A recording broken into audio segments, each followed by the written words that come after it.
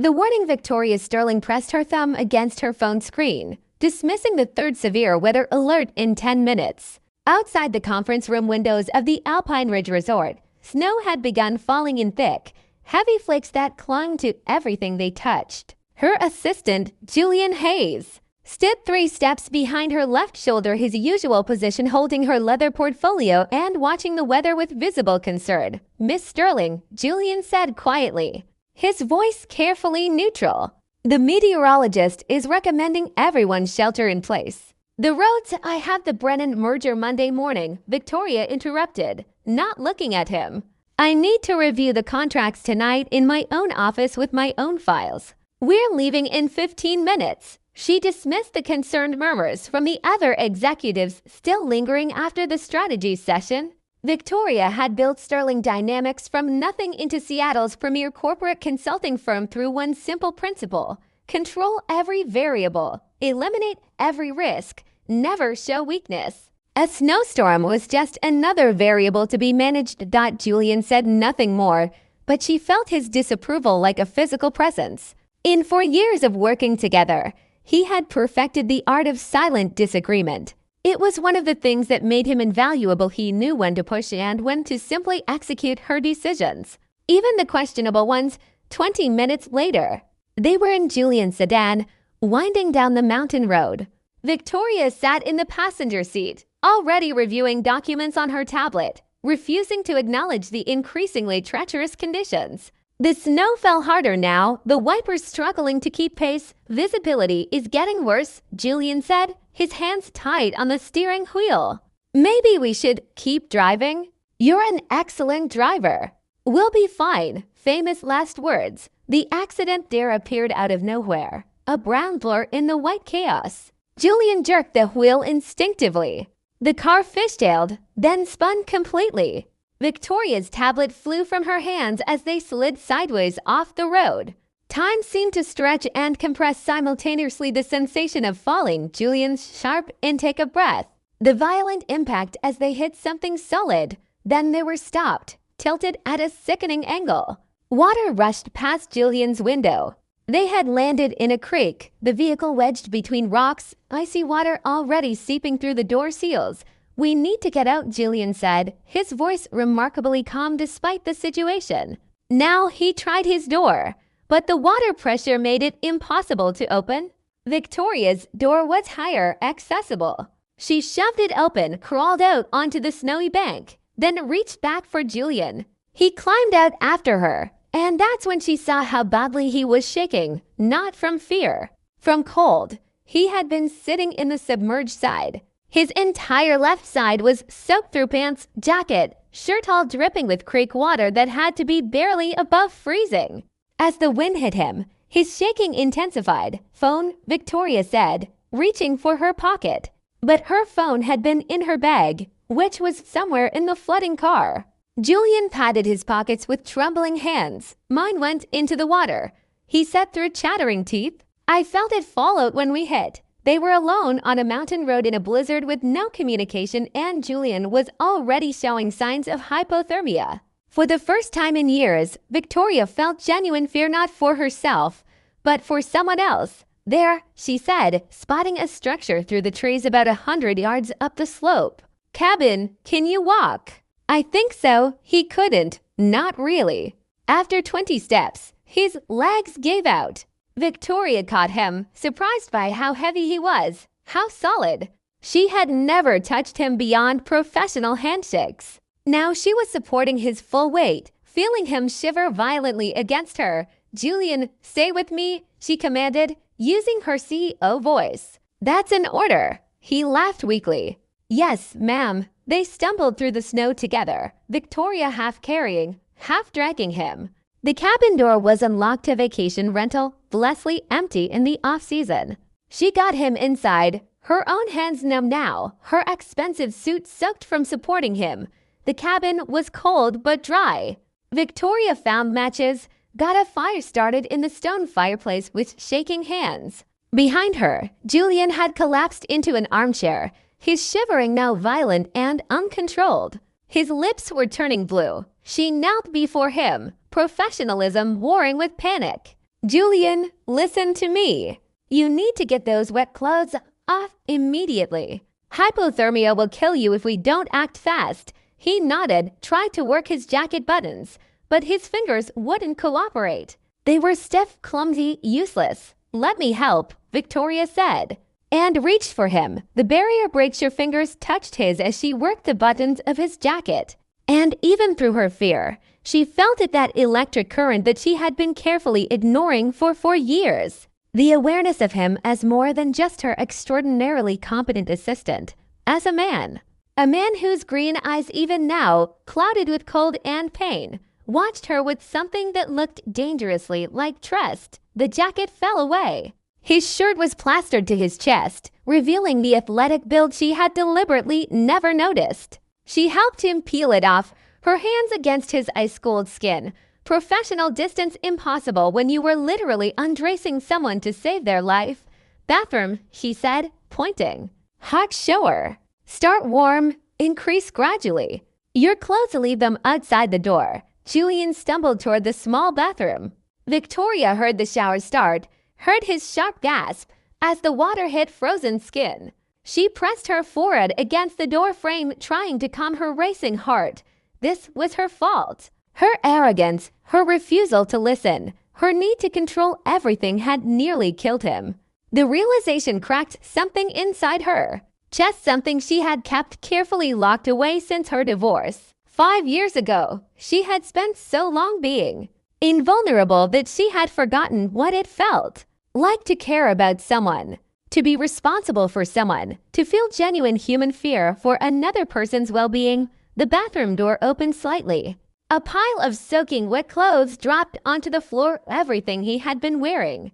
Victoria gathered them quickly, spreading them near the fireplace, trying not to think about the intimacy of handling his underwear. His shirt that still smelled like cedar and rain. 20 minutes later, Julian emerged wrapped in blankets she had found in a closet. His color was better, the violent shaking reduced to gentle tremors. He sat in the armchair closest to the fire, and Victoria saw him clearly for the first time, not as her assistant, but as himself, vulnerable, real, beautiful in a way that made her chest ache. Better. She asked. Thanks to you, he said softly.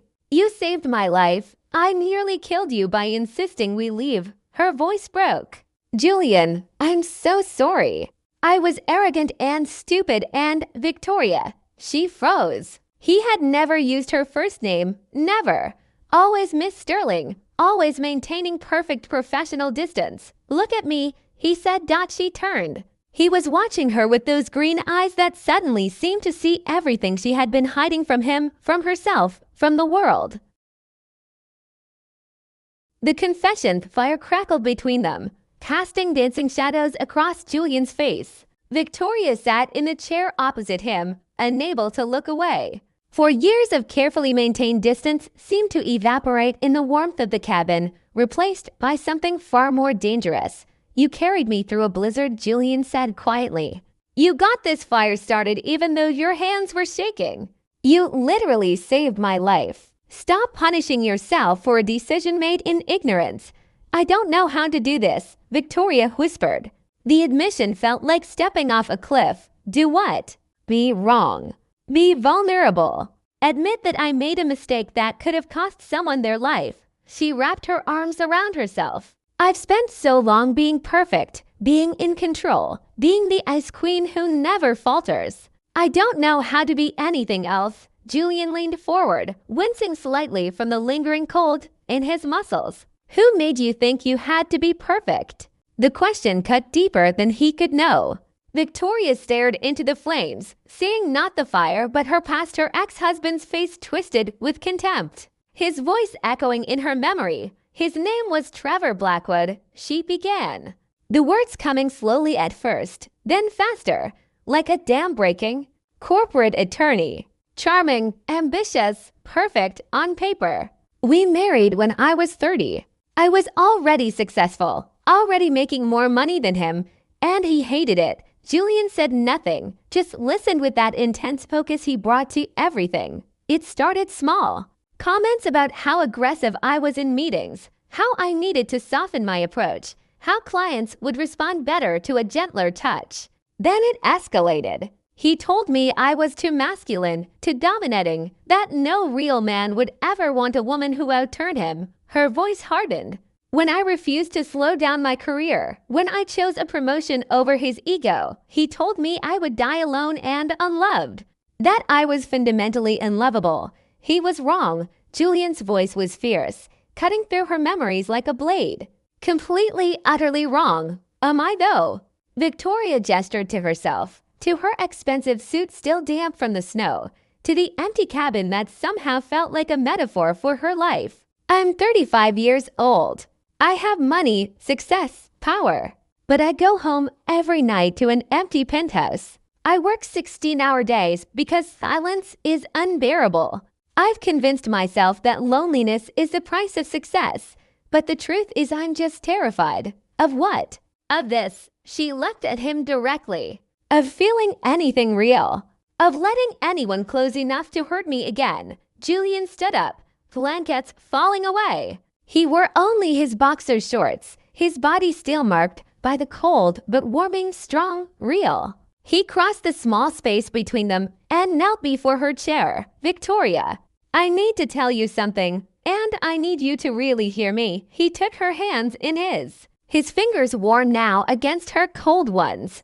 I have watched you for 4 years. I have seen you negotiate impossible deals with grace and intelligence. I have seen you mentor young consultants that everyone else dismissed. I have seen you work yourself sick because you care so deeply about doing things right. That's just professional observation. She tried to deflect. No, his grip tightened. That's me telling you that Trevor was a small, insecure man who tried to diminish your light because it made him feel insignificant. That's me telling you that any man worth having would be proud to stand beside you, not threatened by you.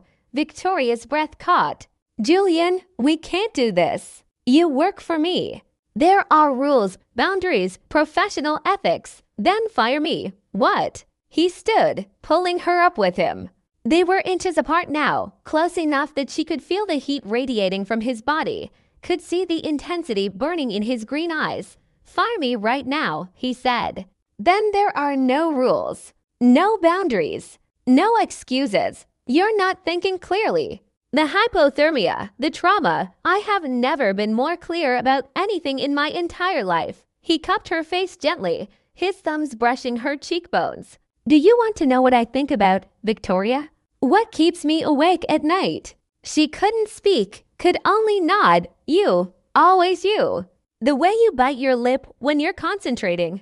The way you unconsciously hum when you're reading reports. The rare times you actually smile and it transforms your entire face. The sound of your laugh that I've heard maybe 3 times in 4 years and would do anything to hear again. Stop, she whispered, but made no move to pull away. The way my heart races every morning when you walk through the office door. The way I've memorized every detail about you because I can't help myself. The way I've fallen completely, hopelessly in love with you even though I knew it was impossible. The surrender distance between them disappeared. Victoria didn't know who moved first, maybe both of them. Drawn together by 4 years of denied attraction, by the terror of nearly losing each other, by the simple human need for connection that neither had allowed themselves to feel. The kiss was gentle at first, tentative, a question. But when Victoria's hands slid into Julian's hair, when he pulled her closer with a soft sound of need, gentleness gave way to hunger. 4 years of wanting compressed into a single moment of surrender, his lips were warm and soft and tasted like hope. His hands on her waist burned through her damp blouse. She had forgotten what it felt like to be touched with desire, to be wanted not for what she could provide but for who she was. They broke apart, breathing hard. Victoria's carefully styled hair had come loose. Her lipstick was smeared.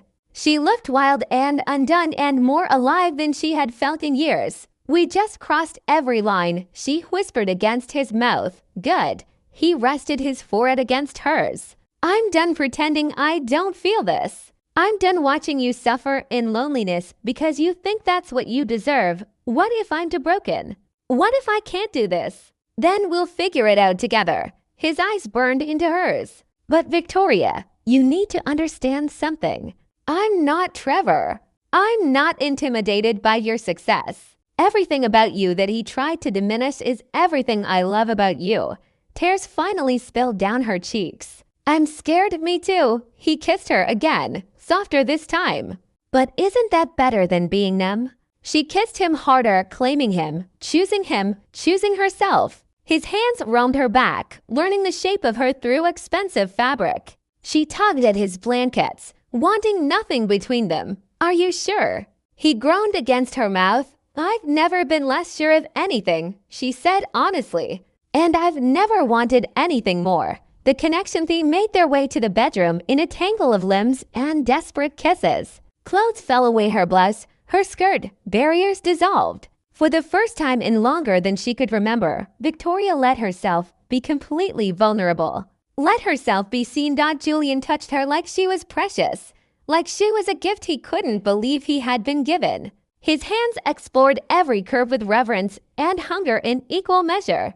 When he kissed down her neck, across her collarbone, she arched into him with a sound she didn't recognize. "You're beautiful," he murmured against her skin. "So incredibly beautiful. I'm not perfect. You're perfect to me." They came together slowly, savoring every sensation, every gasp, every whispered word. Outside, the storm continued its assault on the mountain. Inside, they created their own storm of passion and discovery and the profound joy of two people finally allowing themselves to connect without fear afterwards. They lay tangled together under heavy quilts, the fire casting golden light across their intertwined bodies. Victoria traced patterns on Julian's chest, marveling at the realness of him, the warmth, the life. "What happens tomorrow?" she asked quietly. "Tomorrow we go back to Seattle," he said. "And then we figure it out together. People will judge us. They'll say I promoted you because we're sleeping together. My reputation, or people will see that even brilliant CEOs are allowed to be human. To fall in love, to choose happiness." He tilted her chin up. "Look me in the eyes and tell me you regret this." She couldn't. Because even with all the fear, all the potential consequences, she felt more alive in this moment than she had in years. "I don't regret it," she whispered. "That's what terrifies me most." He kissed her softly. "Good, because I plan on spending every day proving to you that you deserve this. That you deserve love and someone who sees your strength as beauty, not a threat." They fell asleep wrapped around each other, the storm finally quieting outside. When Victoria woke in the early morning light, Julian's arms still around her, she felt something she thought she had lost forever. Hope. The morning after sunlight filtered through the cabin windows, soft and golden. Victoria woke slowly, aware first of warmth, then of the steady breathing beside her, then of the enormity of what had happened. She opened her eyes to find Julian already awake, watching her with an expression so tender it made her chest ache. "Good morning," he whispered, brushing a strand of hair from her face. "Good morning," she smiled, a real smile that felt strange and wonderful. "How long have you been awake?" "A while. I was watching you sleep." "You look peaceful when you sleep, like all the weight you carry disappears." Victoria touched his face, tracing the line of his jaw. "Last night was real, wasn't it?" "I didn't imagine it. Very real." He kissed her forehead, then her nose, then her lips with gentle affection. "How are you feeling?" Terrified, happy, confused, alive. All of it at once. They lay there for a long moment, just holding each other. But reality pressed against the bubble of intimacy they had created. Eventually, they had to dress, had to leave, had to face what came next. The drive back to Seattle was quiet, but not uncomfortable. Julian drove while Victoria sat in the passenger seat. They had managed to retrieve the car with help from a local tow service, their hands linked on the center console. Every few minutes, one of them would squeeze, a silent reassurance that this was real, that they were in this together. "The plan, we need a strategy," Victoria said as the city skyline appeared in the distance. Her CEO brain was already working, analyzing angles, predicting problems. "I know. I'm thinking I announce a restructuring first. Promote you to junior consultant. Give you your own portfolio that doesn't report directly to me. That removes the immediate ethical issue. And then we tell people carefully, strategically. Julian glanced at her. Or we could just be honest from the start. Tell the truth and deal with whatever comes. That's a terrible strategy, maybe, but it's authentic. And isn't that what this is about? Finally being authentic. She squeezed his hand. When did you become so wise? I've always been wise. You just never noticed because you were too busy keeping me at arm's length. They decided to take Sunday to think, to process, to prepare. Julian went to his small apartment in the Capitol Hill neighborhood. Victoria returned to her penthouse downtown. The space felt even emptier now that she knew what fullness felt like. The thread that evening, her phone rang. The name on the screen made her blood run cold. Trevor Blackwood. She hadn't spoken to her ex-husband in 3 years. Against her better judgment, she answered, "Hello, Trevor." Victoria. His voice was smooth, practiced. "I heard something interesting from a colleague who works at your company. Thought I should reach out. What did you hear?" She kept her voice neutral, but her hand trembled. "That you've been getting very close to your assistant. That you two left the retreat together during the storm. That you didn't come back until this morning." False concern dripped from every word. "I'm just worried about your reputation, darling. You know how people talk. My personal life is none of your business. It is when it affects the business community. Do you know what people will say? That you're sleeping your way through your staff. That you're no better than the executives you used to criticize. That everything you built is compromised by your inability to maintain professional boundaries." Victoria's grip tightened on the phone. "Or people will say I'm a human being who fell in love. That even successful women deserve happiness." Trevor laughed, cold and cruel. "Love, Victoria. He's 28 years old. He's your assistant. He's using you for career advancement and you're too desperate and lonely to see it. That's not true, isn't it? When the novelty wears off, when you realize what you've thrown away for someone who never really wanted you, just what you could give him, you'll see I was right. You'll see that you're exactly what I always said, and lovable." Victoria hung up, her hands shaking with rage and fear.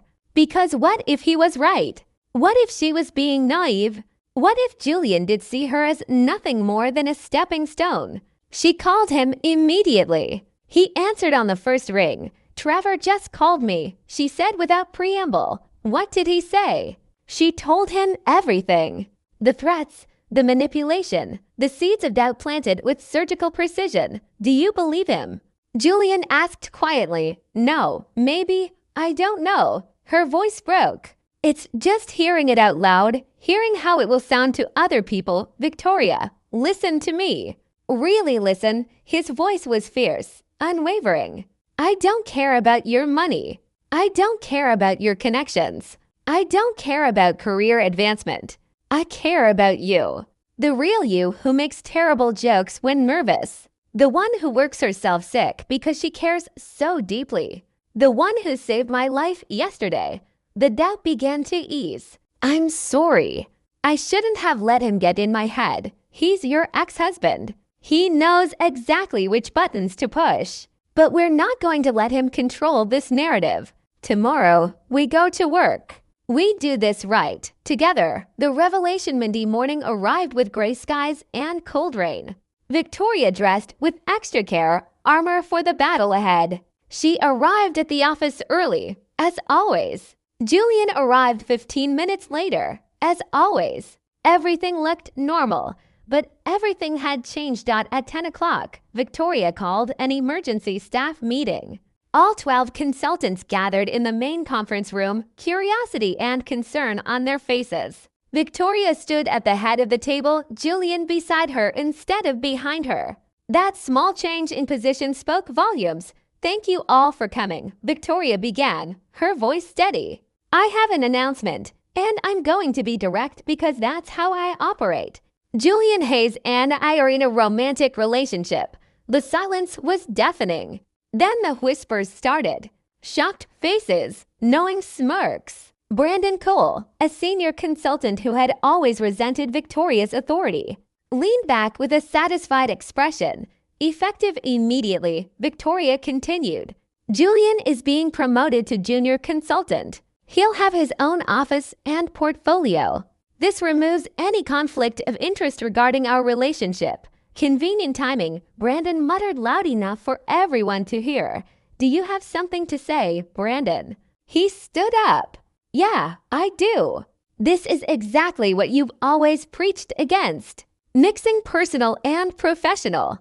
Playing favorites. Now you're doing it yourself. It's hypocritical. Julian earned this promotion, Victoria said firmly. He has the qualifications and experience. He's been ready for advancement for over a year. The only reason he wasn't promoted sooner is because I was selfish and didn't want to lose his support.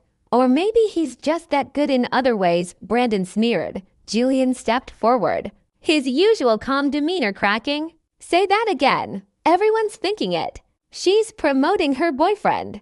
That's not merit. That's favoritism dressed up in professional language. Sophia Chen, one of Victoria's most trusted consultants, spoke up. Brandon, that's inappropriate and frankly sexist. If this were a male CEO and his female assistant, you wouldn't say anything. That's different. How exactly is it different? Brandon had no answer. He sat back down, glaring. Victoria addressed the room. I understand this is unexpected. I understand some of you have concerns. I'm available for one-on-one conversations, but I want to be absolutely clear. She looked at each person individually. I built this company on integrity and results. Those standards haven't changed. Julian will be held to the same expectations as everyone else. Higher ones, actually, because of the scrutiny. This relationship doesn't compromise our work. If anything, it makes me a better leader because I'm finally living authentically instead of hiding behind walls. The meeting ended with mixed reactions. Some seemed genuinely supportive, others skeptical. Brandon was openly hostile, but it was done. The secret was out. The choice of following weeks were brutal. Whispers followed them everywhere. Brandon made snide comments in every meeting. Two clients called expressing concern. Trevor somehow managed to send an anonymous email to their biggest client suggesting ethical issues at Sterling Dynamics. Victoria worked longer hours than ever. Desperate to prove the relationship hadn't compromised her focus. Julian threw himself into his new role with fierce determination. They barely saw each other outside of professional contexts. No dinners together, no nights at her penthouse. Just stolen moments in closed offices and carefully maintained distance in public.